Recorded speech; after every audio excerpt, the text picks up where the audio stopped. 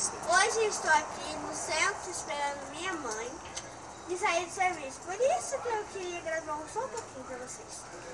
Aqui é o São Lourenço, que é a Bavária, Baçaí, pai. Aí, ó, atenção, né? Tá chovendo, já tá chuvoso. Então, minha avó tá aqui. Faz isso não, Dora, faz isso não.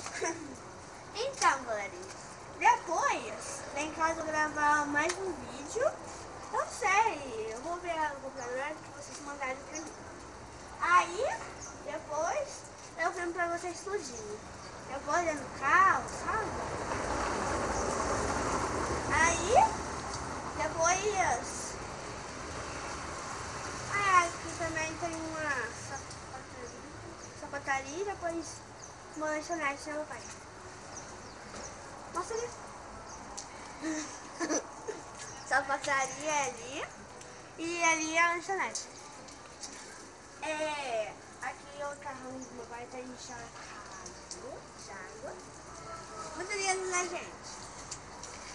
Meu pai tá querendo trocar esse verde por trocar essa. Qual você acha mais bonito? O que vocês acham? O que vocês acham? Ele troca ou não troca? Coloque aqui nos comentários. Se você troca esse verde lindo, maravilhoso, por essa Export. Então coloca aí nos comentários. Então, galerinha, se você gostou, dá o seu joinha e não esqueça de inscrever no meu canal. E tchau, tchau!